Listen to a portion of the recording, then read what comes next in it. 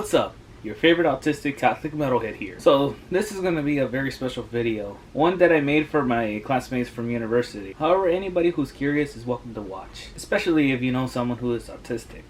So today I'll be going over some do's and don'ts when it comes to supporting your autistic friend or classmate. Literally half of these will surprise you. So be sure to watch the entire video to see which one surprised you the most. So let's get on with it. Don't use the R word or autism as an insult. I want to start off by educating on the term ableism. Merriam-Webster defines ableism as discrimination or prejudice against individuals with disabilities. And using the word I will be referring to as the R word, and yes, I'm going to be that guy. If you know what it is, you know what it is. And using autism as an insult is just a couple of the many forms of ableism that autistic people go through. And we're going to explore more of these examples later in the video.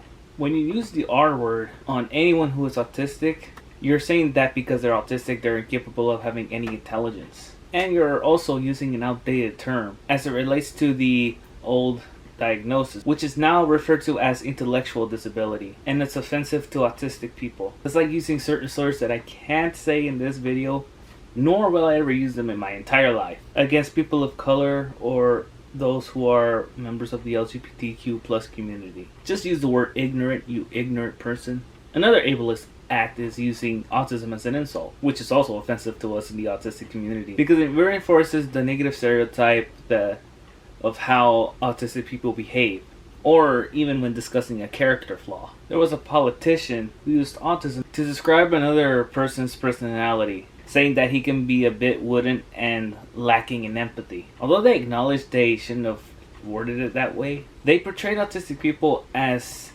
having no empathy, which has been proven false. It hurts us and it makes you appear ableist.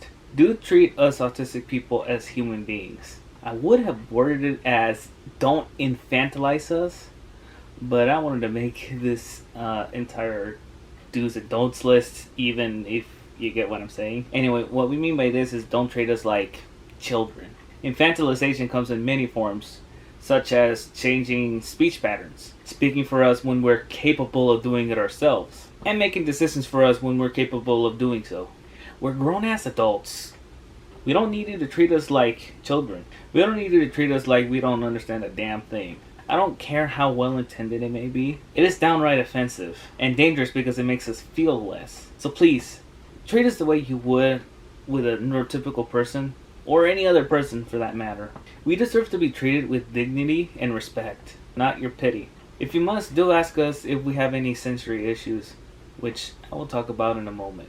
Don't use us as inspiration, whatever. Imagine a college American football player sat down and had lunch with an autistic boy. It's an act of kindness, and I'm glad that there are people who are very kind in this world. Now, imagine that whole thing turned into a news story. Just know, this is what's called inspiration this, which comes in types like when a disabled person does something out of the ordinary. A non-disabled person treating a person who has a disability with kindness, and or a non-disabled person helping a disabled person, whether or not they asked for it in the first place. I'm not saying those things are necessarily wrong, just the fact that the media is covering these type of stories is. It's an epidemic that harms disabled people more than it actually helps, and it's no different when it comes to autistic people. These types of stories hide key issues, like why did that school where the autistic boy goes to, and in case you're wondering, yes, that was an actual true story, failed to use social inclusion. They also destroy our right to privacy. I'm not saying that this is true about the autistic boy, but he's probably known as just that, an autistic boy. The autistic boy from the inspirational story. All while the athlete is known as a hero. You know, kind of like the white savior complex we see in movies like Avatar or The Help. And they objectify us, which makes us feel less. Please do not use us as inspiration. Do communicate clearly. I cannot stress this one enough. Please be clear about something. If you know me, I sometimes take things literally. This is actually not uncommon among autistic people. We go through this every day.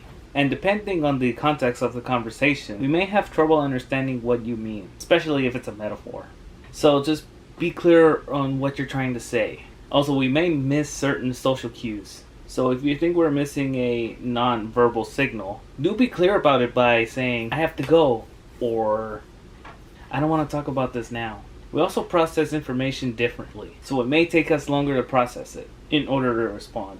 And I'm guilty of this, which is why I need to repeat directions in order to get the hang of it. Also, please be patient with us. If you want to know more on how to communicate with autistic people, links will be provided in the description, depending on where you're watching this. Don't hesitate to invite us to social gatherings. This one's a little personal for me. Don't get me wrong. I have been invited to such gatherings like a Secret Santa party that my classmates held this past December.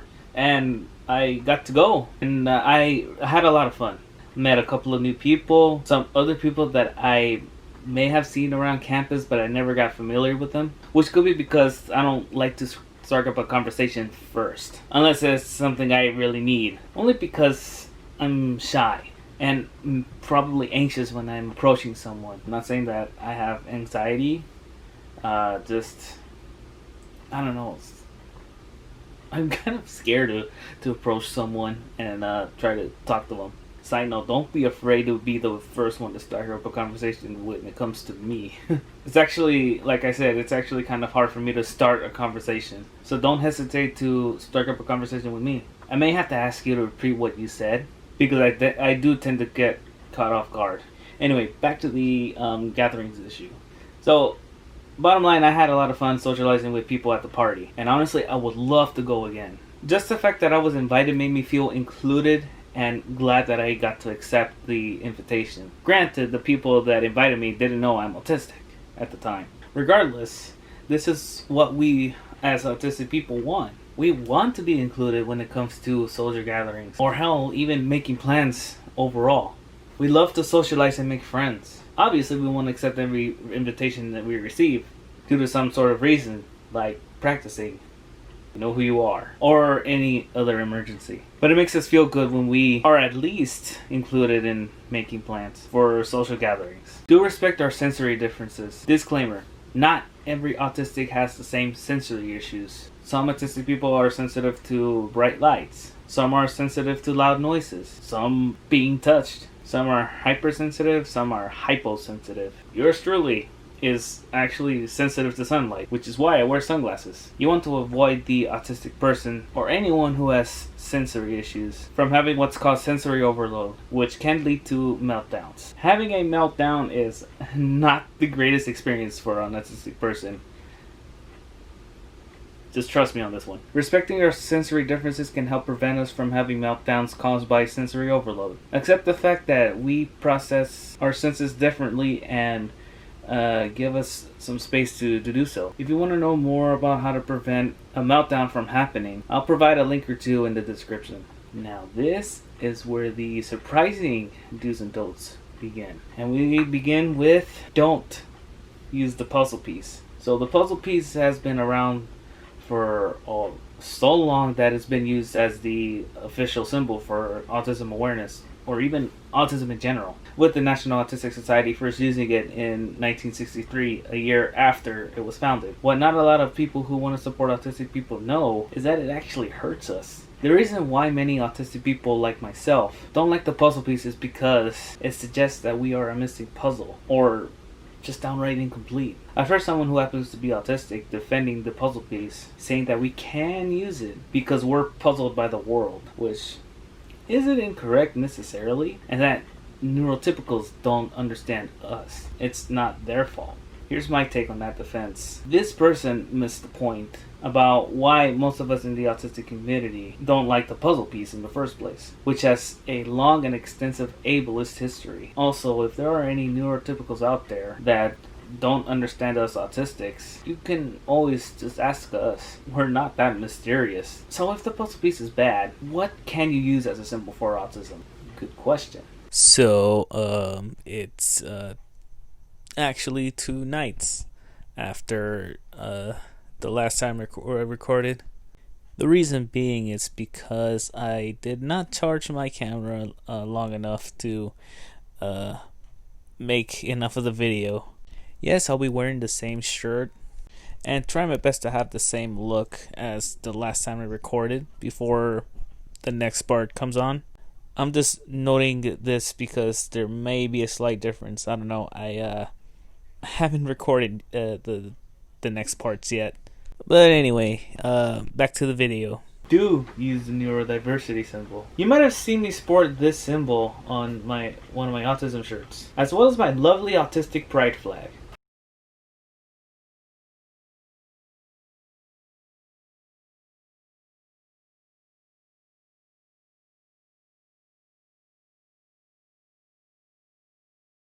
The infinity symbol, used by the autistic community, serves as a replacement of the puzzle piece. Well, this one's actually the neurodiversity symbol, which is used by anyone who is neurodivergent, which means not just someone who is autistic, but it could be anyone that falls under, basically anyone who has ADHD or dyslexic, basically anyone who has a neurodevelopmental or mental health condition. The gold variant is actually the new autism symbol. The technicalities aside, the neurodiversity symbol is a better symbol than the puzzle piece because it promotes acceptance and implies that autism, as well as any other neurodivergent condition, should not be something that needs to be cured or fixed.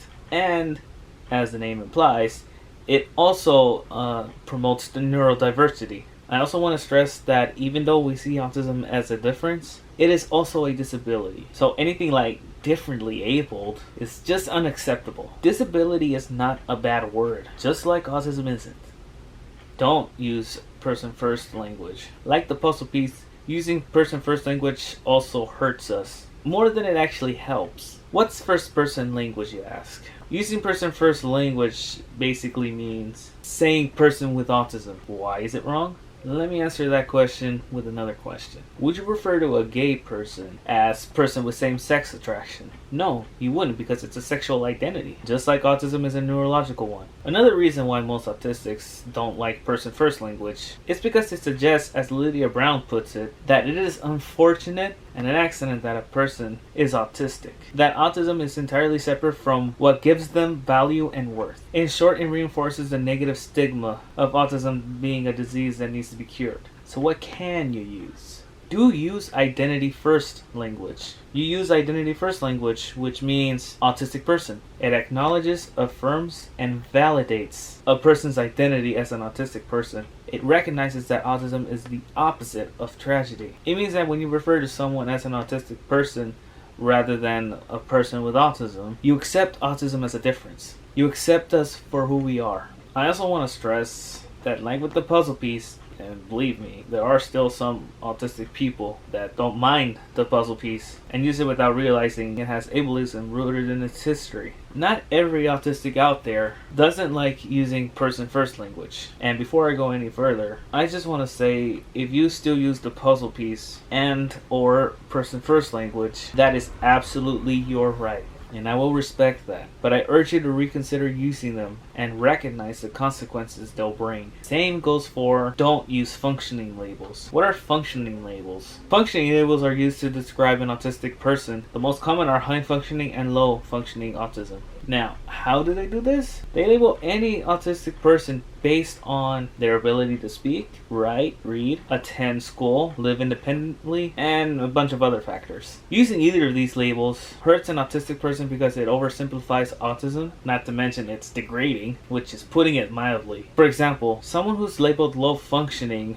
are often treated as inferior, and the abilities that they may have go often unrecognized, whereas those given the high functioning label might see themselves as superior to other autistic people, which is obviously not good and diminishes the need for support and makes it even harder for them to ask for help. Another reason why functioning labels hurts us in the autistic community is because certain autism organizations use it to silence and invalidate those who either disagree with them or criticize them. We all need to stop using functioning labels. Just imagine if someone called you low functioning. It would feel hurtful, right? Also, this doesn't mean that not using functioning labels suggests every autistic person is the same, nor does it suggest that some of them do not have more limitations than others. And last but not least, do support and or donate to the right autism organizations. The good news is that there are a plethora of autism organizations out there. Bad news is not all of them are good to begin with. Some of them use harmful and stigmatizing language, ableism. Support certain things that aren't generally accepted in the autistic community, and even deceive the general public by appearing to use inclusive language, but still support exclusive methods, like suppressing Sims, which in short can actually be very helpful for a person who's probably having a meltdown. Not to mention most of the autism organizations are run by non-autistic people, at least the ones that I found on the internet, although that is more of a personal thing for me. You might be thinking, whoa, what's wrong with neurotypical people founding autism organizations? They are raising awareness after all, and you're not necessarily wrong to think that. But here's why that can be problematic. First thing is, I believe that there's enough people that are aware of autism, which is why many autistics like myself push for acceptance rather than awareness. The second thing is, although they claim to be helping autistic people, or in their words, helping people with autism, and the reason why I say it like that is because a majority of neurotypicals use it, and right away you can see where this is going. They do not actually help us, because no matter what we tell them, even if it's a simple, hey, can you not use person first language, they choose to ignore us instead, and even use the I know someone who has autism so it's okay excuse.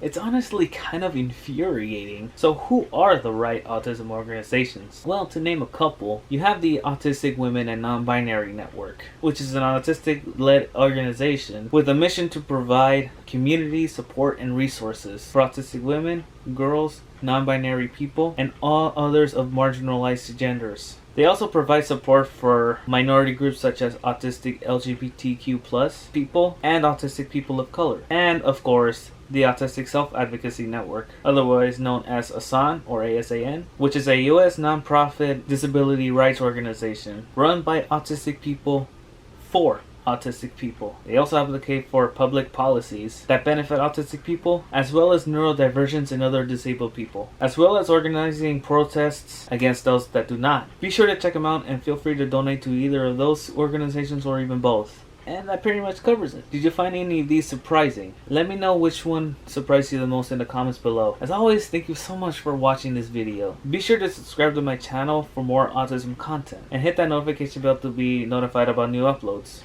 And as always, actually there's one more thing I forgot to mention, but this is one thing that deserves a special video of its own. So you better subscribe now and stay tuned to find out what it is that I'm talking about. Until then, stay metal and keep stimming.